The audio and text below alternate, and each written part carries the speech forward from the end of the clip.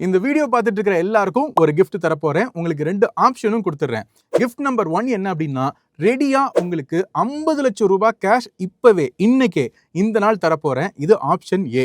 Option B என்ன அப்படின்னா, உங்களுக்கு ஒரே ஒரு பைசா மட்டும் தான் தரப்போறேன். ஆனா அந்த ஒரு பைசா அடுத்து வரக்கூடிய 31 நாட்களுக்கும் டபுள் ஆயிட்டே இருக்கும். சரிங்களா? ஸோ இதுல இந்த 2 ஆப்ஷன்ல எந்த ஆப்ஷனை நீங்க எடுத்துப்பீங்க? யோசிச்சுக்கோங்க. ஆப்ஷன் ஏல 50 லட்சம் ரூபாய் ரெடி கேஷா உடனடியா ஒரே செட்டில்மெண்ட்டா உங்களுக்கு தந்துருவேன். அடுத்து இன்னொரு ஆப்ஷன்ல ஒரே ஒரு பைசா தான், ஆனா அடுத்து வரக்கூடிய 31 நாட்களுக்கும் அந்த அமௌண்ட் டபுள் ஆயிட்டே இருக்கும். யோசிங்க. Time is tick tick. ஓகேங்களா? 10 செகண்ட் டைம். யோசிச்சிட்டீங்களா? இன்னும் டைம் இருக்கா?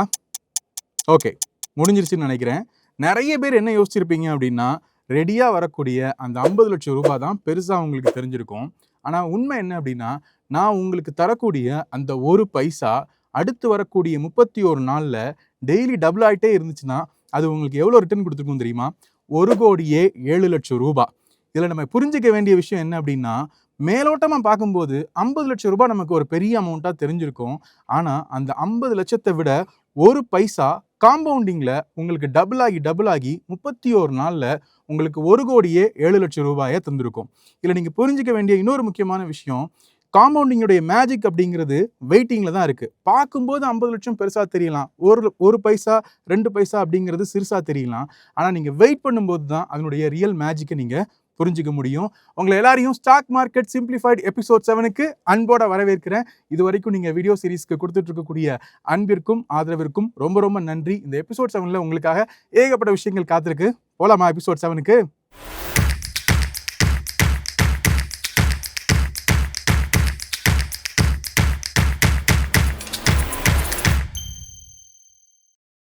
ஸ்டாக் மார்க்கெட் சிம்பிளிஃபைட் எபிசோட் 7க்கு உங்களை அன்போட வரவேற்கிறேன்.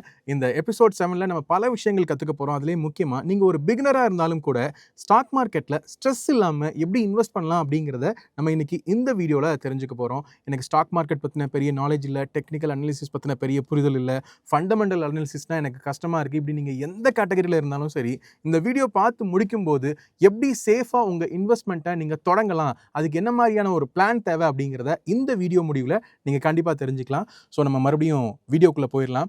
ஸ்டாக் மார்க்கெட் சிம்பிளிஃபைட் எபிசோட் 7ல beginners guide to stress free investing அப்படிங்கிறதுல நம்ம ஃபஸ்ட்டு இந்த வீடியோவில் பார்க்க போகிறது, நான் உங்களுக்கு 2 ஆப்ஷன் கொடுத்துருந்தேன் இல்லையா? உங்களுக்கு ரெடி கேஷாக 50 லட்சம் ரூபாய் தேவையா, அல்லது ஒரே ஒரு பைசா ஆனால் அடுத்து வரக்கூடிய 31 நாட்களுக்கு அது டபுள் ஆகிட்டே இருக்கும், எந்த ஆப்ஷன் எடுப்பீங்கன்னு நான் கேட்டிருந்தேன். இந்த 31 நாள் முடிவில் அந்த ஒரு பைசா அப்படிங்கிறது 1,07,00,000 ரூபாயாக மாறி இருக்கும்னு சொல்லியிருந்தேன். அது எப்படின்னு இந்த ஷோவில் பாருங்கள்.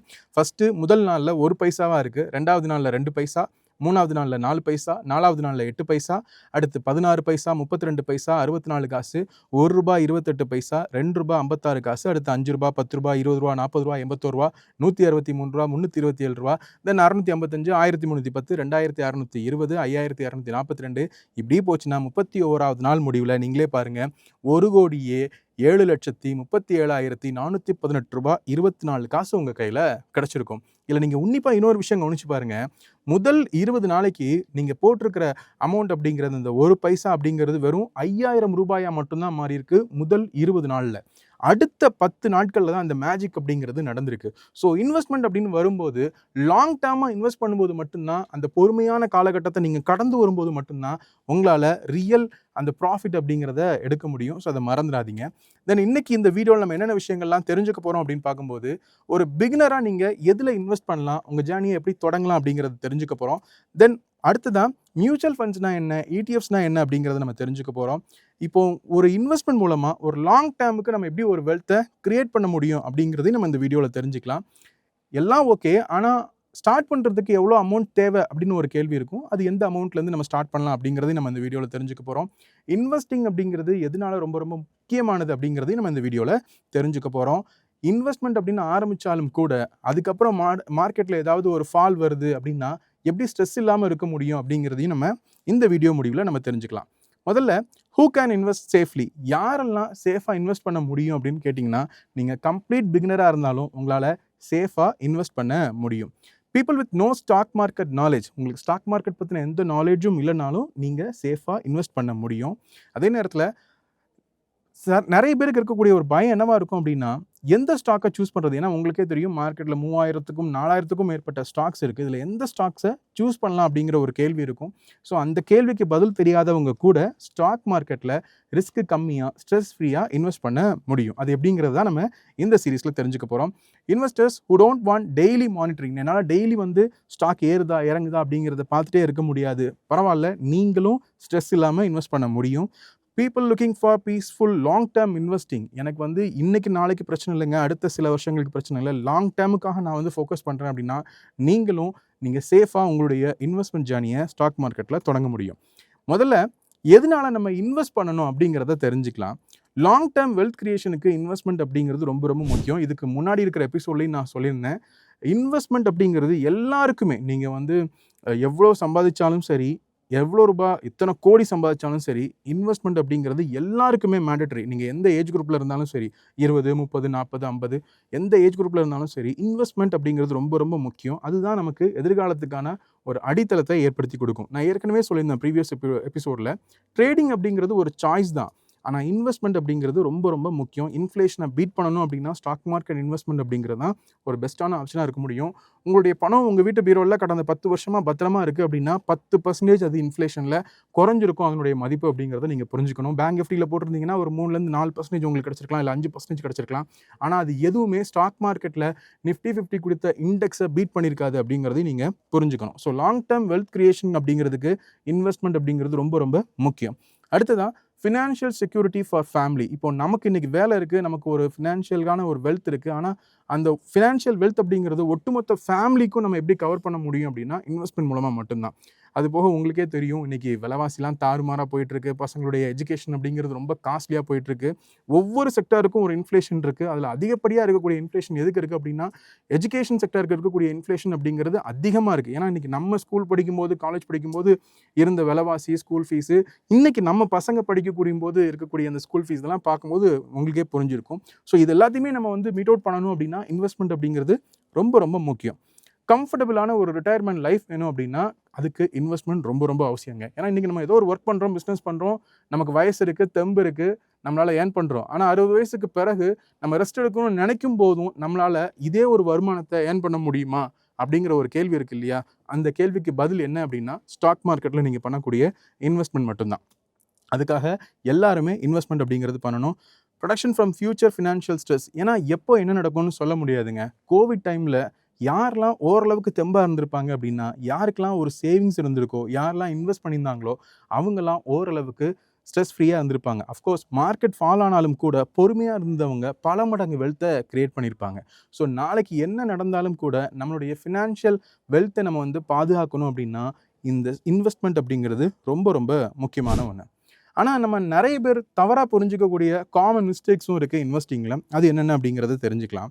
ஃபஸ்ட்டு, ஒரு ஸ்டாக் நம்ம வந்து பை பண்ணணும் அப்படின்னு நம்ம நினைக்கிறோம் அப்படின்னா, இல்லை இன்வெஸ்ட் பண்ணணும் அப்படின்னு நம்ம நினைக்கிறோம் அப்படின்னா, எல்லாருமே எதிர்பார்க்குறது யாராவது நமக்கு டிப்ஸ் கொடுப்பாங்களா, எந்த ஸ்டாக் வாங்கலான்னு யாராவது நமக்கு வந்து ஆலோசனை சொல்லுவாங்களா அப்படின்னு நம்ம பார்க்குறோம். இது காமனாக பண்ணக்கூடிய மிஸ்டேக்ஸ். ஆனால் அப்படி கிடையாது. அந்த டிப்ஸை எப்படி எதிர்பார்ப்பாங்க அப்படின்னா, ஒரு டெலிகிராம் சேனல்லையோ, இல்லை ஒரு யூடியூப்லேயோ, இல்லை ஒரு இன்ஸ்டாகிராம் ரீல்லையோ யாராவது ரெக்கமெண்ட் பண்ணுவாங்களா, இது நல்ல ஸ்டாக்காக இருக்கும், இதை வாங்கிக்கலாம் அப்படின்னு யாராவது சொல்லுவாங்களான்னு வெயிட் பண்ணிகிட்டே இருப்பாங்க.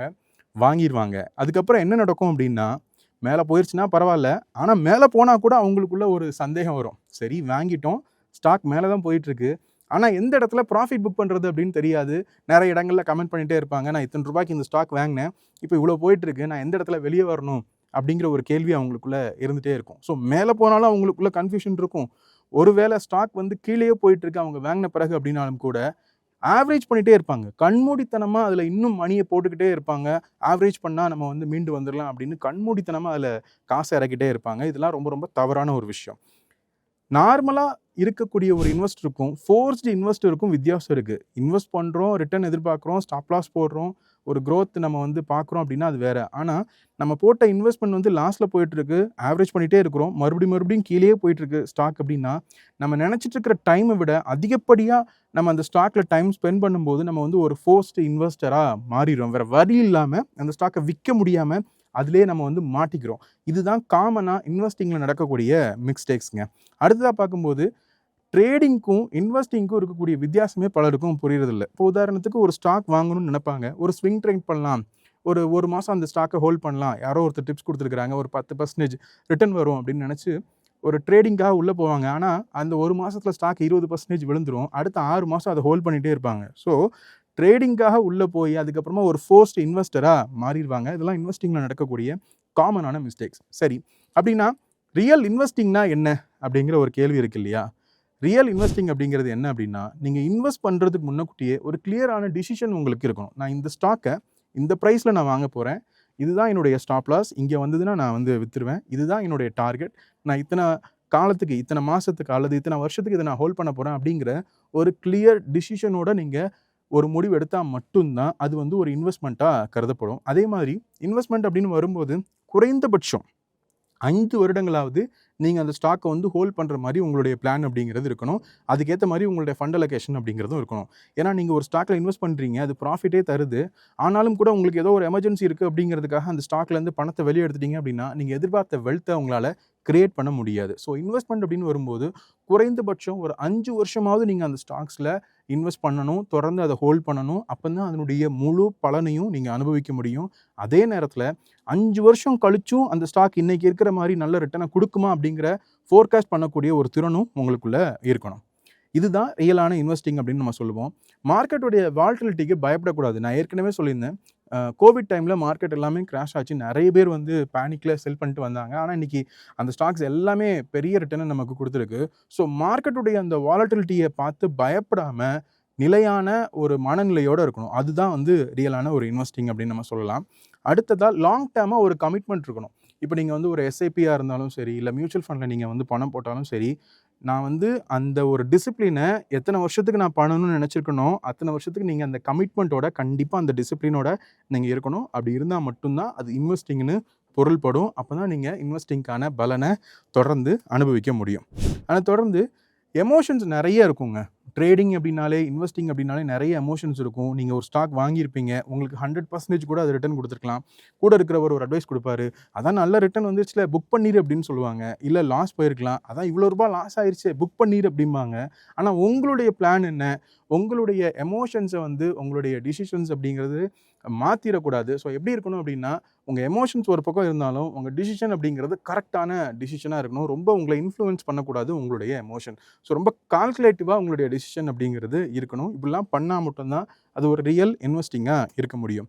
இந்த எஸ்ஐபி அப்படின்னு சொல்கிறதுல என்னென்ன ப்ராப்ளம் இருக்குது, அதனுடைய அந்த பர்பஸில் இருக்கக்கூடிய இம்பார்ட்டன்ஸ் என்ன அப்படிங்கிறத நம்ம அடுத்து தெரிஞ்சுக்கலாம்.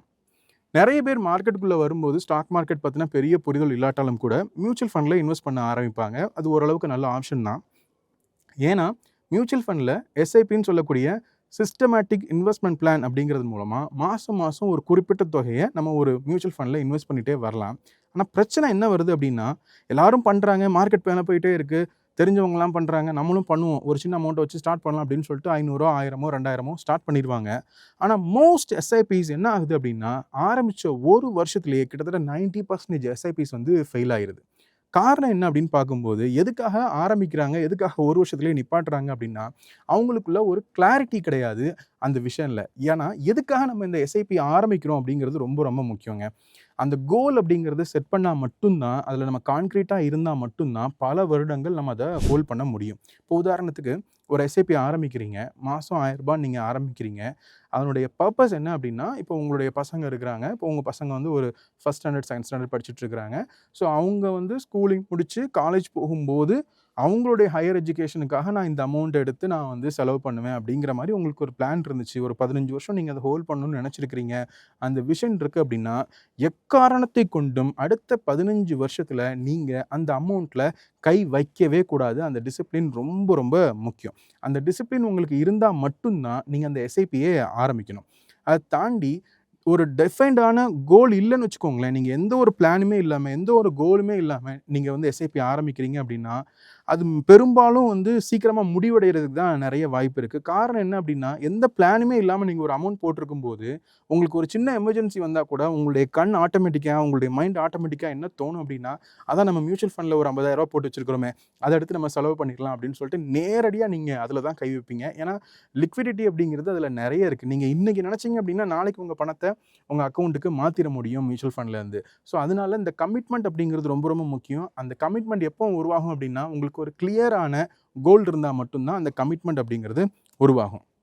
இதில் இருக்கக்கூடிய இன்னொரு விஷயம் என்ன அப்படின்னா, இந்த பர்பஸ் கிரியேட் டிசிப்ளின். ஏன்னா நீங்கள் உங்கள் பசங்களுக்காக அப்படின்னு நீங்கள் நினைக்கும்போது உங்களுக்கு வந்து ஆட்டோமேட்டிக்காக ஒரு டிசிப்ளின் அப்படிங்கிறது கிரியேட் ஆகும். ஒரு உதாரணத்துக்கு சொல்கிறேன், ஒருவேளை அந்த அமௌண்ட்டில் கை வைக்கணும் அல்லது அந்த அமௌண்ட்டை வந்து ஸ்டாப் பண்ணணும் அப்படின்னு உங்களுக்கு தோணுச்சுன்னா, நீங்கள் யோசிக்க வேண்டியது, நம்ம எதுக்காக இதை ஆரம்பித்தோம்? நம்மளுடைய பசங்களுக்காக, அவங்களுடைய ஃப்யூச்சருக்காக ஒரு சின்ன அமௌண்ட்டை நம்ம வந்து ஸ்டார்ட் பண்ணியிருக்கிறோம். இது நம்ம கண்டிப்பாக ஸ்டாப் பண்ணக்கூடாது அப்படிங்கிற ஒரு டிசிப்ளின் வந்து உங்களுக்கு ஒரு பர்பஸ் இருந்தால் மட்டும்தான் உருவாகுமே தவிர, நீங்கள் கண்மூடித்தனமாக நான் ஒரு ரூ. 1000 என்கிட்ட இருக்குது, எல்லாரும் மியூச்சுவல் ஃபண்டில் போடுறாங்க, எஸ்ஐபியில் போடுறாங்க அப்படின்னு நீங்கள் ஸ்டார்ட் பண்ணிங்கன்னா, நீங்கள் ஸ்டாப் பண்ணிடுவீங்க. நான் மறுபடியும் சொல்கிறேன், நீங்கள் போடுற அமௌண்ட்டை விட அந்த கோல் அப்படிங்கிறது ரொம்ப ரொம்ப முக்கியம். அந்த கோலில் நீங்கள் டிசிப்ளினாக இருக்கணும். எவ்வளோ சின்ன அமௌண்ட் ஆனாலும் இருக்கலாம், பிரச்சனையே இல்லை. நான் ஆரம்பத்தில் கூட சொல்லியிருந்தேன், 50,00,000 வேணுமா இல்லை 1 பைசா வேணுமான்னு கேட்கும்போது, அந்த 1 பைசா 2 பைசா அப்படிங்கிறது அமௌண்ட்டாக பார்த்தீங்க அப்படின்னா ரொம்ப சின்ன தொகை தான். ஆனால் அது கொடுத்துருக்கிற ரிட்டர்ன் அப்படிங்கிறது ரொம்ப பெரிய ரிட்டர்னாக இருக்கும். அதே மாதிரி தான் இன்வெஸ்ட்மெண்ட்லேயும் டிசிப்ளின் அப்படிங்கிறது ரொம்ப ரொம்ப முக்கியம். Purpose prevents early withdrawal. நான் அது ஏற்கனவே உங்களுக்கு எக்ஸ்பிளைன் பண்ணிட்டேன். நீங்கள் உங்கள் குழந்தைகளை நீங்கள் மனசில் நினச்சிங்க அப்படின்னா, இந்த சின்ன சின்ன தேவைகளுக்காக அந்த எஸ்ஐபியை உடைக்கிறத நீங்கள் விரும்ப மாட்டீங்க. அடுத்ததான் ஸ்டாக் மார்க்கெட்டில் நம்ம எப்படிலாம் இன்வெஸ்ட் பண்ண முடியும், அதுக்கு என்னென்ன ஆப்ஷன் இருக்குது அப்படிங்கிறத தெரிஞ்சுக்கலாம். நேரடியாக நம்ம ஸ்டாக்கில் இன்வெஸ்ட்மெண்ட் பண்ணுறது ஒரு ஆப்ஷன். இதுக்கு நீங்கள் வந்து ஸ்டாக்கை ஃபில்டர் பண்ண தெரிஞ்சிருக்கணும். நிறைய ஸ்டாக்ஸ் இருக்குது. அதில் எந்த ஸ்டாக்ஸ் வந்து மொமெண்டம் இருக்குது, எந்த ஸ்டாக் வந்து லாங் டேர்மில் உங்களுக்கு ரிட்டர்ன் கொடுக்க வாய்ப்பு இருக்குது, எந்த ஸ்டாக்கில் நம்ம வந்து ஒரு ஸ்விங் ட்ரேட் பண்ணலாம், இந்த மாதிரியான ஃபில்ட்ரேஷன் அப்படிங்கிறது ரொம்ப ரொம்ப முக்கியம். ஸோ நேரடியாக நீங்கள் ஸ்டாக்கில் இன்வெஸ்ட்மெண்ட் பண்ணலாம் ஸ்டாக் மார்க்கெட்டில். அடுத்ததான் உங்களுக்கு என்ன ஆப்ஷன் இருக்குது அப்படின்னா, இந்த நேரடியாக ஸ்டாக்கில் இன்வெஸ்ட் பண்ணுறீங்க அப்படின்னா உங்களுக்கு வந்து டீப் நாலேஜ் அப்படிங்கிறது தேவை. அதை நீங்கள் வந்து மிஸ் பண்ணிடக்கூடாது.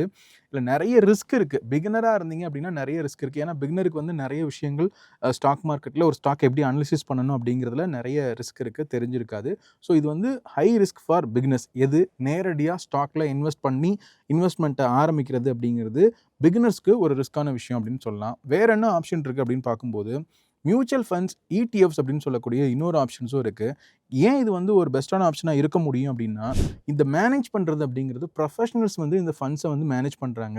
ஸ்டாக்கில் நீங்கள் நேரடியாக இன்வெஸ்ட் பண்ணும்போது உங்களுடைய முழு பணத்தையும் எந்தெந்த ஸ்டாக்லலாம் வந்து இன்வெஸ்ட் பண்ணலாம், எதுலேருந்து வித்ட்ரா பண்ணலாம், எதில் ப்ராஃபிட் புக் பண்ணலாம், எதில் லாஸ் புக் பண்ணலாம் அப்படிங்கிறது எல்லாத்தையுமே நீங்கள் ஒரு தனி ஆள் முடிவு பண்ணுறீங்க உங்களுடைய அமௌண்ட்டை. ஆனால் மியூச்சுவல் ஃபண்டை பொறுத்த வரைக்கும் உங்களை மாதிரி இருக்கக்கூடிய பல இன்வெஸ்டர்ஸ்லேருந்து ஒரு பெரிய அமௌண்ட் அப்படிங்கிறது ஒரு கார்பஸாக உருவாகி, அந்த கார்பஸில் ஒரு ஃபண்ட் மேனேஜர் இருப்பார். அந்த ஃபண்டை அவர் மேனேஜ் பண்ணுவார். எந்தெந்த ஸ்டாக்ஸ்லாம் இன்வெஸ்ட் பண்ணலாம், எதில் ப்ராஃபிட் புக் பண்ணலாம், எதில் லாஸ் புக் பண்ணலாம், இது எல்லாத்தையுமே வந்து இன்னொரு ஃபண்ட் மேனேஜர் ப்ரொஃபஷனலாக இருக்கக்கூடிய ஒருத்தர் டிசைட் பண்ணுறாரு. அப்படிங்கிறதுனால இதில் இருக்கக்கூடிய ரிஸ்க் அப்படிங்கிறது கம்பேரிட்டிவ்லி வந்து கம்மி. ஏன்னா ஐடியல் ஃபார் பிகினர்ஸ் அப்படின்னு நம்ம சொல்ல முடியும். ஏன்னா ஒரு பிகினராக நீங்கள் எந்த ஸ்டாக்கை சூஸ் பண்ணணும் அப்படின்னு நீங்கள் முடிவு பண்ணாமல் அதை ஒரு ப்ரொஃபஷனல் கையில் கொடுக்குறீங்க அப்படின்னா அது இன்னும் கூட ஒரு பெஸ்ட்டான ஆப்ஷனாக இருக்க முடியும். அது மியூச்சுவல் ஃபண்டில், இடிஎஃப்ஸில் அது உங்களுக்கு வந்து ஒரு நல்ல வாய்ப்பாக இருக்கும்.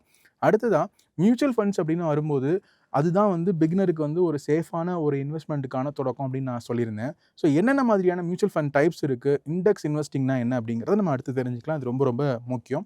ஸோ உன்னிப்பாக கவனிங்க, ஸ்கிப் பண்ணிடாதீங்க வீடியோவை. மியூச்சுவல் ஃபண்ட்ஸ் அப்படின்னு வரும்போது ஆக்டிவ் மியூச்சுவல் ஃபண்ட்ஸ்னு ஒன்று இருக்குது. அடுத்ததாக பாசிவ் மியூச்சுவல் ஃபண்ட்ஸ் அப்படின்னு ஒன்று இருக்குது. ஆக்டிவ் மியூச்சுவல் ஃபண்ட்ஸ் அப்படின்னா மேனேஜ்டு பை ஃபண்ட் மேனேஜர்ஸ் அப்படிங்கிறத நம்ம தெரிஞ்சுக்கலாம்.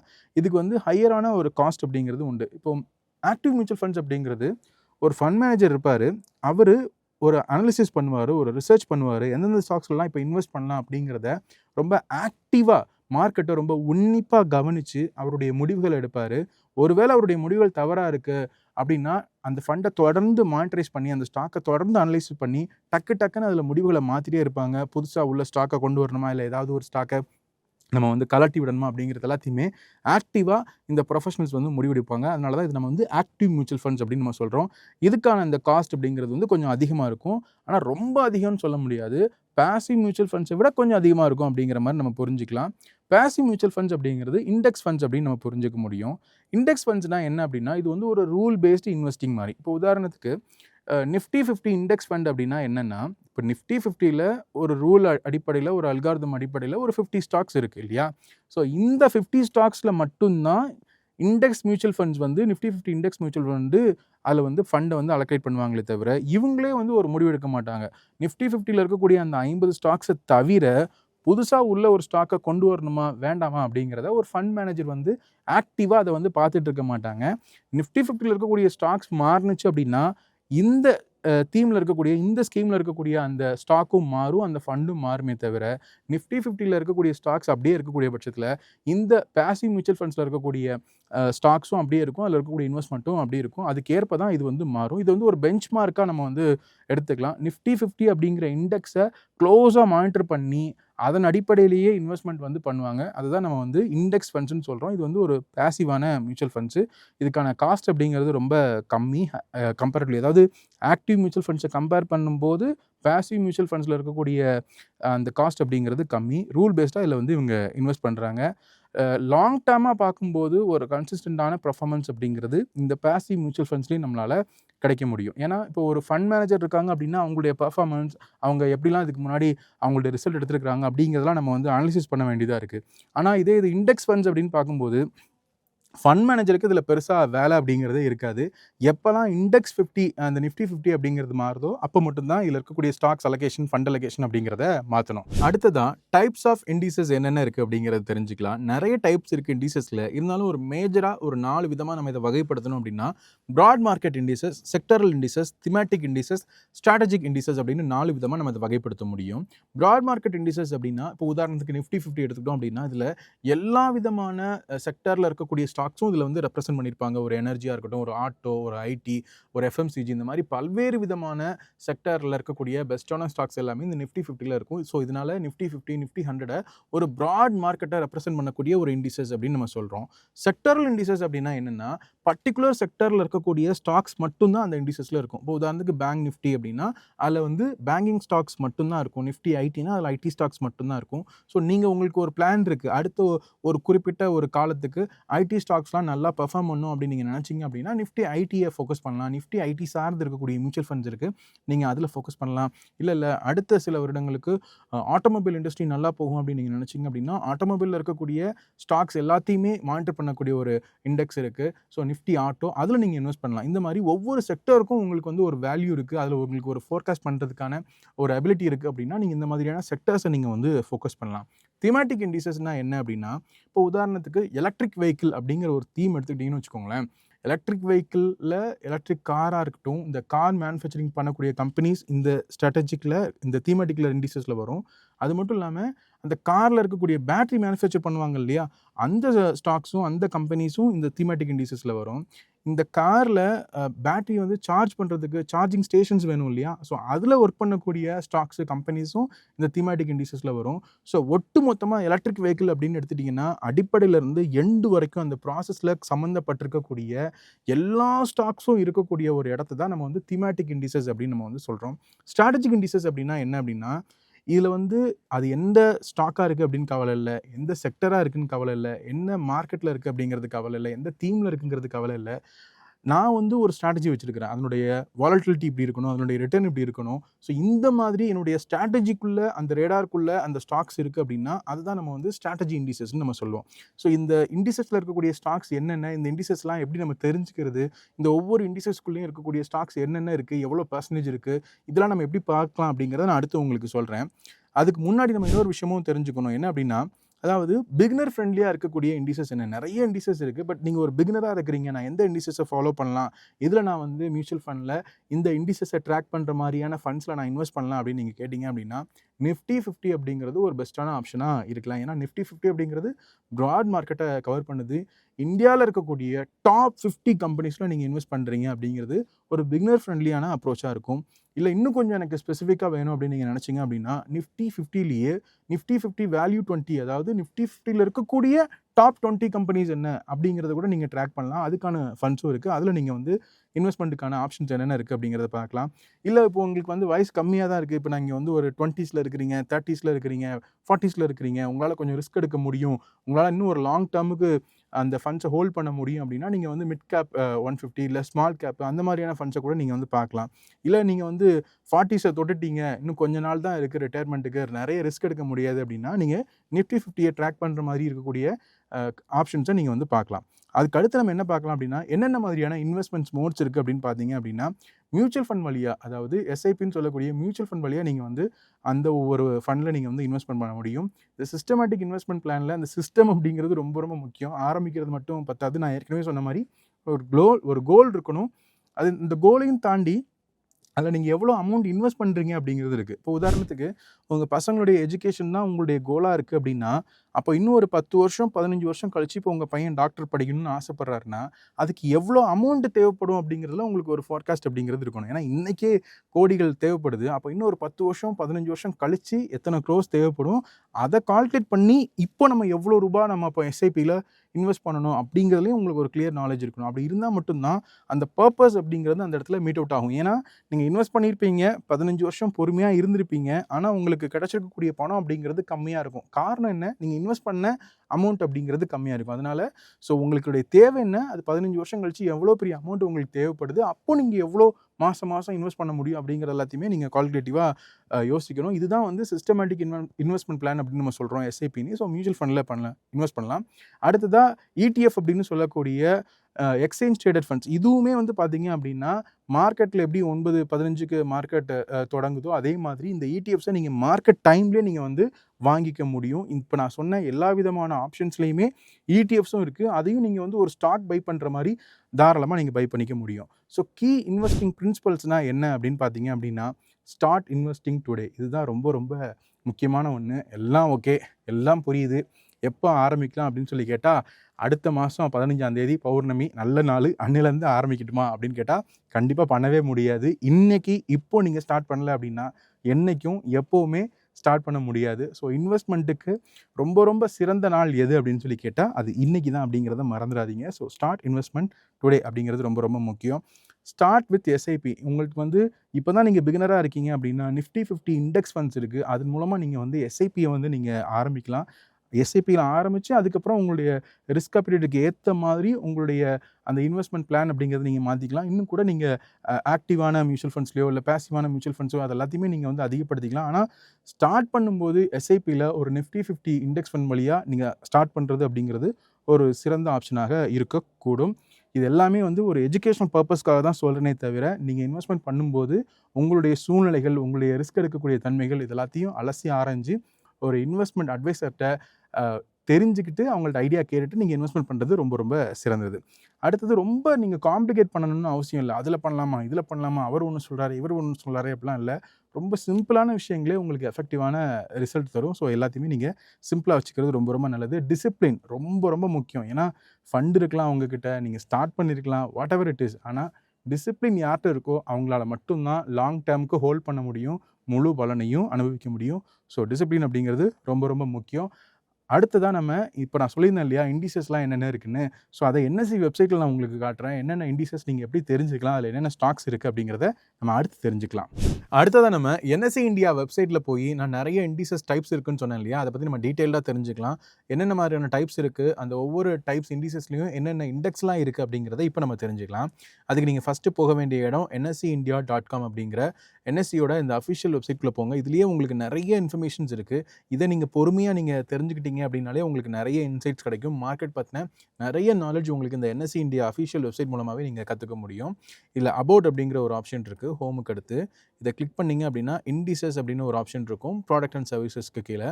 இந்த இண்டிசஸ் ஆப்ஷன் நீங்கள் கிளிக் பண்ணுங்கள்.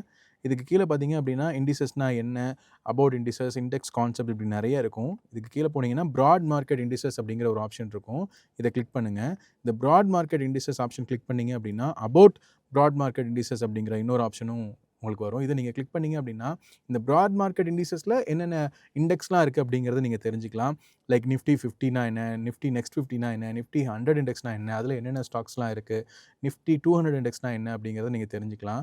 இதை நீங்கள் கிளிக் பண்ணிட்டீங்க அப்படின்னாலே, இப்போ உதாரணத்துக்கு நிஃப்டி நெக்ஸ்ட் 50 இண்டெக்ஸ் அப்படிங்கிறத நீங்கள் கிளிக் பண்ணிங்க அப்படின்னா உங்களுக்கு இன்னொரு தனியாக ஒரு விண்டோ ஓப்பன் ஆகும். அதில் ஃபேக்ட் ஷீட் அப்படின்னு ஒன்று இருக்கும். அந்த ஃபேக்ட் ஷீட்டை நீங்கள் ஓப்பன் பண்ணிட்டீங்க அப்படின்னா உங்களுக்கு இந்த இடத்துல பார்த்தீங்க அப்படின்னா, இப்போ உதாரணத்துக்கு நிஃப்டி 500 இதோட ஃபேக்ட் ஷீட் நான் இங்கே ஓப்பன் பண்ணியிருக்கேன்.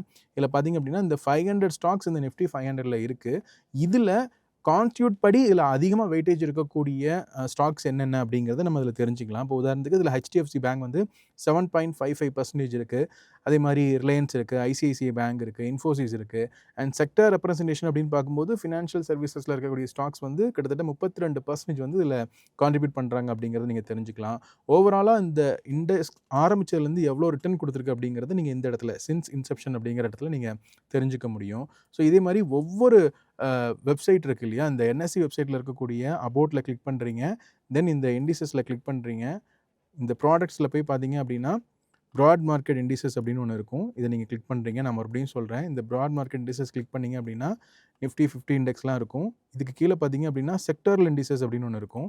இந்த செக்டரல் இண்டிசஸை கிளிக் பண்ணிங்கன்னா ஆட்டோ இண்டெக்ஸில் என்னென்ன ஸ்டாக்ஸ் இருக்குது, பேங்க் இண்டெக்ஸில் என்னென்ன ஸ்டாக்ஸ் இருக்குது அப்படிங்கிறத நீங்கள் இந்த ஃபேக்ட் ஷீட்டை ஓப்பன் பண்ணி நீங்கள் தெரிஞ்சுக்கலாம். அண்ட் திமேட்டிக் இண்டிசஸ் அப்படிங்கிற ஒரு ஆப்ஷன் இருக்கும். இதை நீங்கள் கிளிக் பண்ணிங்க அப்படின்னா என்னென்ன தீமேட்டிக் இண்டிசஸ்லாம் இருக்குது. இப்போ உதாரணத்துக்கு கேபிட்டல் மார்க்கெட்ஸ் இருக்குது, EV and new age automotive index இருக்குது, எனர்ஜி இண்டெக்ஸ் இருக்குது, ஹவுசிங் இண்டெக்ஸ் இருக்குது, இந்தியா டிஃபென்ஸ் இருக்குது, இந்தியா டிஜிட்டல் இருக்குது. இதுக்குள்ளே நீங்கள் போய் பார்த்தீங்கன்னா ஃபேக்ட் ஷீட்டில் என்னென்ன ஸ்டாக்ஸ்லாம் இந்த இண்டெக்ஸில் இருக்குது அப்படிங்கிறத நீங்கள் ஈஸியாக தெரிஞ்சுக்க முடியும். ஸ்ட்ராட்டஜி இண்டிசஸ் அப்படிங்கிற ஒரு ஆப்ஷன் இருக்குது. இந்த ஸ்ட்ராட்டஜி இண்டிசஸ்க்குள்ளே நீங்கள் போனீங்க அப்படின்னா, நான் ஏற்கனவே சொல்லியிருந்தேன் இல்லையா ஸ்ட்ராட்டஜி இண்டிசஸ்னால் என்ன அப்படின்னு சொல்லி. ஸோ இதில் நிஃப்டி ஆல்ஃபா லோ வால்டிலிட்டி 30, அதாவது நிஃப்டியில் இருக்கக்கூடிய வால்டிலிட்டி கம்மியாக இருக்கக்கூடிய ஸ்டாக்ஸ் என்ன. வால்டிலிட்டி அப்படிங்கிறது மார்க்கெட் வந்து எவ்வளோ வால்டைலாக இருந்தாலும் கூட இந்த ஸ்டாக்ஸ் அந்த அளவுக்கு வால்டைலாக இல்லாமல் கொஞ்சம் பொறுமையாக நிதானமாக ஏறி இறங்கக்கூடிய ஸ்டாக்ஸ். ஏன்னா நிறைய பேருக்கு ஸ்டாக்ஸுடைய அந்த ஏற்ற இறக்கம் ஒரு நாளைக்கு 10% ஃபால் ஆகுது, இல்லை 10% வந்து ஹை ஆகுது அப்படிங்கிறது ஒரு பதட்டத்தை கொடுக்கும். ஸோ அந்த மாதிரி பதட்டம் இல்லாமல் வால்டிலிட்டி கம்மியாக இருக்கக்கூடிய ஸ்டாக்ஸ் என்னென்ன அப்படிங்கிறத நீங்கள் இதில் தெரிஞ்சுக்கலாம். நிஃப்டி 50 ஃபியூச்சர்ஸ் பிஆர் இருக்குது, நிஃப்டி 100 லோ வால்டிலிட்டி 30 இண்டெக்ஸ் இருக்குது. இந்த மாதிரி நிறைய ஸ்டாக்ஸ் இருக்குது. நிஃப்டி டாப் 20 ஈக்குவல் வெயிட் இருக்குது. இந்த மாதிரி நீங்கள் இந்த ஸ்ட்ராட்டஜி இண்டிசஸில் நீங்கள் போய் தெரிஞ்சுக்கலாம். ஸோ இது எல்லாத்தையுமே நீங்கள் பாருங்கள். தென் ஒவ்வொரு இண்டெக்ஸுமே என்னென்ன ரிட்டர்ன் கொடுத்துருக்கு அப்படிங்கிறத கூட நம்ம இதில் பார்த்துக்க முடியும்.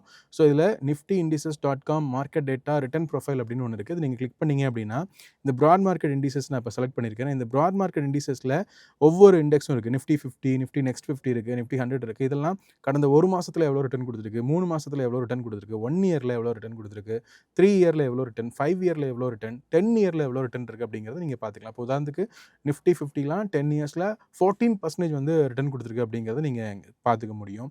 ப்ராட் மார்க்கெட் இண்டிசஸ் தவிர இப்போ நீங்கள் செக்டரல் இண்டிசஸ் அப்படிங்கிறத நீங்கள் கிளிக் பண்ணிங்க அப்படின்னா செக்டரல் இண்டிசஸில் என்னென்ன இண்டெக்ஸ்லாம் இருக்குது, அது உங்களுக்கு எவ்வளோ ரிட்டர்ன் கொடுத்துருக்கு அப்படிங்கிறது எல்லாத்தையுமே நீங்கள் அந்த ரிட்டர்ன் ப்ரொஃபைல் மூலமாக நீங்கள் தெரிஞ்சுக்க முடியும். இப்போது நான் உங்களுக்கு முக்கியமான ஒரு விஷயம் சொல்ல போகிறேன். எஸ், ஹோம்ஒர்க் நான் உங்களுக்கு கொடுக்கக்கூடிய அந்த டைம் அப்படிங்கிறது வந்தாச்சு. இன்றைக்கி இந்த கிளாஸில் நீங்கள் நிறைய விஷயங்கள் கற்றுருப்பீங்க. அதுலேயும் குறிப்பாக ஒரு பிகினராக இருந்தால் கூட மார்க்கெட்டில் நீங்கள் ஸ்ட்ரெஸ் இல்லாமல் எப்படி இன்வெஸ்ட் பண்ணலாம், அதுக்கு என்னென்ன ஆப்ஷன்ஸ்லாம் இருக்குது அப்படிங்கிறத நீங்கள் டீட்டெயில்டாக இந்த கிளாஸில் நீங்கள் கற்றுருப்பீங்க. ஸோ உங்களுக்கான ஹோம்ஒர்க் அப்படிங்கிறது என்ன அப்படின்னா, நீங்கள் இப்போ நான் சொன்னேன் இல்லையா அந்த NSEindia.com வெப்சைட்குள்ளே போங்க. அதில் ஒவ்வொரு இண்டிசஸையாக பாருங்கள். அதில் ஒவ்வொரு இண்டிசஸில் இருக்கக்கூடிய இண்டெக்ஸில் இருக்கக்கூடிய அந்த ஸ்டாக்ஸில் உங்களுக்கு ஃபேவரட்டான ஸ்டாக் என்ன அப்படிங்கிறத கமெண்ட் பண்ணுங்கள். இதுதான் நான் உங்களுக்கு கொடுக்கக்கூடிய ஹோம்ஒர்க். இப்போ உதாரணத்துக்கு நிஃப்டி ஐடி இண்டெக்ஸை போய் நீங்கள் ஓப்பன் பண்ணி பார்க்குறீங்க அப்படின்னா அந்த ஐடி இண்டெக்ஸில் இப்போ உதாரணத்துக்கு விப்ரோ இருக்கும், உங்களுக்கு வந்து நிறைய கம்பெனிஸ் இருக்கும் இல்லையா ஐடி இண்டெக்ஸில், நீங்கள் அது எல்லாத்தையுமே பார்க்குறீங்க. இன்ஃபோசிஸ் இருக்கும், டிசிஎஸ் இருக்கும். இதில் உங்களுக்கு எது ரொம்ப பிடிச்ச ஒரு ஸ்டாக், ஏன் எதனால அந்த ஸ்டாக் உங்களுக்கு பிடிச்சிருக்கு அப்படிங்கிறத கமெண்டில் பண்ணுங்கள். அது ஐடி செக்டராக மட்டும் இருக்கணும்னு அவசியம் இல்லை. ஒரு பேங்கிங் செக்டராக இருக்கக்கூடிய ஒரு ஸ்டாக்காக இருக்கலாம், இல்லை எஃப்எம்சிஜியில் இருக்கக்கூடிய ஒரு ஸ்டாக்காக இருக்கலாம். இந்த வெப்சைட் எல்லாத்தையுமே போய் பாருங்கள். அதில் இருக்கக்கூடிய இண்டெக்ஸில் என்னென்ன ஸ்டாக்ஸ்லாம் இருக்குது அப்படிங்கிறத பாருங்கள். பார்த்துட்டு அந்த இண்டெக்ஸில் இருக்கக்கூடிய ஸ்டாக்ஸில் உங்களுடைய ஃபேவரட் ஸ்டாக் என்ன, ஏன் அது உங்களுடைய ஃபேவரட் ஸ்டாக் அப்படிங்கிறத கமெண்ட் பண்ணுங்கள். இதுதான் நான் உங்களுக்கு இந்த எபிசோடில் கொடுக்கக்கூடிய ஒரு ஹோம்ஒர்க். மறக்காமல் நீங்கள் புரிஞ்சிக்க வேண்டிய விஷயம் என்ன அப்படின்னா, இதெல்லாம் நீங்கள் பார்க்குறீங்க, கற்றுக்குறீங்க அப்படிங்கிறதோட மட்டும் இல்லாமல் இதை அப்ளை பண்ணுங்கள். எஸ்ஐபி ஸ்டார்ட் பண்ணுங்கள். மியூச்சுவல் ஃபண்ட் பற்றி இன்னும் நிறைய கற்றுக்கோங்க. இப்போ நான் சொன்னது எல்லாமே பேசிக்கான ஒரு பிகினர் ஃப்ரெண்ட்லியாக இருக்கக்கூடிய விஷயங்களை நான் சொல்லியிருக்கிறேன். இது எல்லாமே எஜுகேஷனல் பர்பஸ்க்காக மட்டும்தான். நீங்கள் ரியல் மணியை நீங்கள் இன்வெஸ்ட்மெண்ட் பண்ணும்போது ஒரு ஃபினான்ஷியல் அட்வைசர்கிட்ட கலந்து பேசி உங்களுடைய ரிஸ்க் என்னென்ன மாதிரிலாம் இருக்குது அப்படிங்கிறதெல்லாம் தெரிஞ்சுக்கிட்டு நீங்கள் உங்களுடைய இன்வெஸ்ட்மெண்ட் டிசிஷன்ஸை எடுத்துக்கலாம். ஸோ இந்த எபிசோட் 7 உங்களுக்கு ரொம்பவே யூஸ்ஃபுல்லாக இருக்கும்னு நான் நினைக்கிறேன். கண்டிப்பாக உங்களுக்கு யூஸ்ஃபுல்லாக தான் இருந்திருக்கும்னு நான் நம்புகிறேன். நீங்கள் இது வரைக்கும் உங்களுடைய பெயரை அட்டண்டன்ஸில் நீங்கள் மார்க் பண்ணல அப்படின்னா உங்களுடைய பெயரை கமெண்ட்டில் அட்டண்டன்ஸில் மார்க் பண்ணுங்கள். ஏன்னா உங்களுக்கே தெரியும் அட்டண்டன்ஸ் எனக்கு ரொம்ப ரொம்ப முக்கியம். இந்த வீடியோ உங்களுக்கு பிடிச்சிருந்துச்சுன்னா லைக் பண்ணுங்கள். இந்த வீடியோ யாருக்கெல்லாம் யூஸ் ஆகும்னு நினைக்கிறீங்களோ அவங்களாம் மறக்காமல் இந்த வீடியோவை ஷேர் பண்ணுங்கள். நான் மறுபடியும் உங்களை அடுத்த எபிசோடில் சந்திக்கிறேன்.